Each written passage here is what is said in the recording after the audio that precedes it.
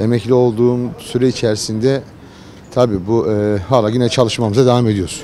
Valla şimdi şöyle, hakikaten şimdi bu ekonomik sıkıntı bu her konuda, her sektörde vardır zaten. Bunu şöyle düşündüğümüz zaman bırakın giyim, ayakkabı sektöründe gıda olsun, diğer tüketim şeylerimiz olsun. Bunlar da büyük bir ekonomik sıkıntı yaşıyor zaten. İster istemez tabii ne oluyor? İkinci bir ek işte çalışmak zorunda kalıyoruz.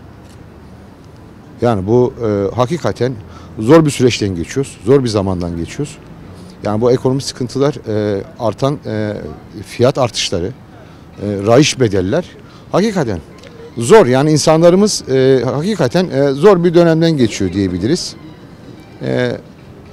Ya buna bir çözüm bulmaları lazım. Böyle gitmez. Yani bu şekilde yürüyemez. Çünkü yok, insanın alım gücü yok. Asgari ücretle geçinen bir aile düşünün. Yani bu çoluk çocukları vardır. Bunlar nasıl bunlara baş edebilir? Ev kirasıdır, diğer harcamalardır. Yani çocukların gelir ve giderleridir. Yani çok zor bu konuda. Geldiğimiz nokta belli. Benim otizmli 7 yaşında bir oğlum var. Duyu bütünleme için normalde devlet kurumunun ödemesi gerekirken ben devlet kurumuna duyu bütünleme için 200 lira para ödüyorum. Bugün asgari ücret 8,5 lira da olsa, isterse 50 bin lira olsun, enflasyonu düşürmedikten sonra hiçbir anlamı yok. Ya benim iki tane çocuğum var, boşandım. Çocuklarıma bir çift ayakkabı alamıyorum. Geçinemiyorum. Ama tabii ki burada bizim çırpınmamızla insanları aydınlatmaya çalıştıkça insanlar akıllanmadığı sürece maalesef elimizden bir şey gelmiyor. Milletvekili de sadece mecliste oturup danışıklı kavga dövüş edip de insanların seçilen milletvekilleri kendi halkını düşünmeyip de sefaletlik içerisinde çabalarken bir cumhurbaşkanı sarayda yaşıyorsa o da zaten en büyük sıkıntı oradadır. Ben 56 yaşındayım. 2017'de emekli oldum. 8 yıl fazladan çalıştım. 43'te olacakken 52'de oldum. 8 yıl fazla çalıştım. Şimdi EYT geçti. Benim bu 8 yılımın hesabını kim verecek? Bu bir. İkincisi, 10 bin lira olsa ne olacak? 20 bin lira olsa ne olacak? Ben 4 yıldır ayağıma bot almıyorum. Üstüme elbise almıyorum. Bak fermuarım bozuk, bunu giyiyorum. Benim alım gücüm olmadıktan sonra maaşım 100 milyar olsa ne olur? 50 milyar olsa ne olur? Önce insanların alım gücü olacak. Mutlu muyum? İnanın Türkiye'de mutluyum diyen yalan söylüyor. Parası olan da olmayan da. Psikolojik bir rahatsızlık var insanlarda. Şimdi büyük marketlerden bahsediyorlar. Kim büyüttü bunları ya? Ben bir vatandaş olarak bu fiyatın arttığını biliyorsam devlet görevlileri de biliyordur herhalde. Bu cezayla olmaz. Ben o 3 market veya 5 markete istediğin kadar ceza yazayım. Ne yapar? Nereden bakarsan 300-400 tane kalem malzemesi var. Her kaleme 1 lira koysa zaten parasını çıkarır.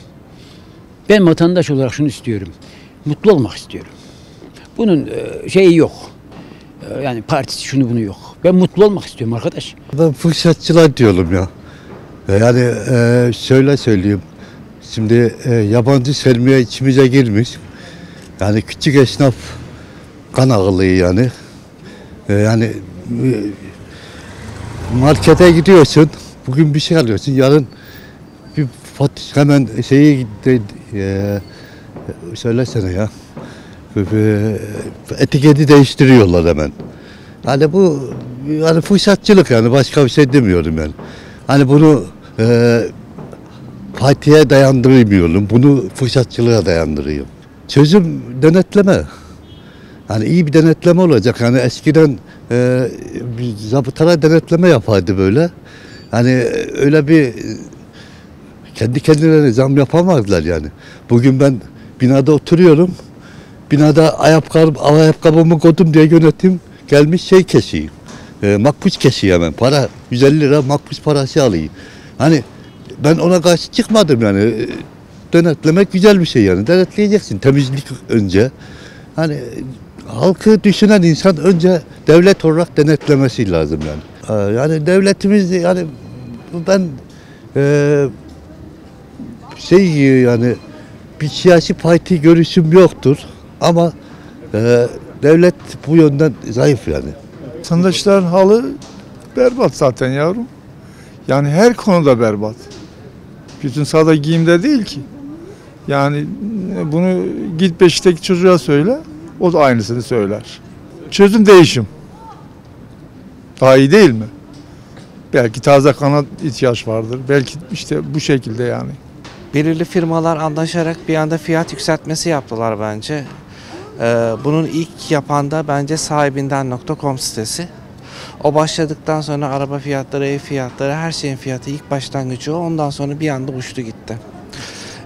Asgari ücretin artması çözüm değil. Çünkü asgari ücret arttıkça firmalar, anlaşmış olan firmalar toplu halde fiyatlarını yükseltiyorlar. Bu da her şeyin bir anda pahalanmasına neden oluyor bence.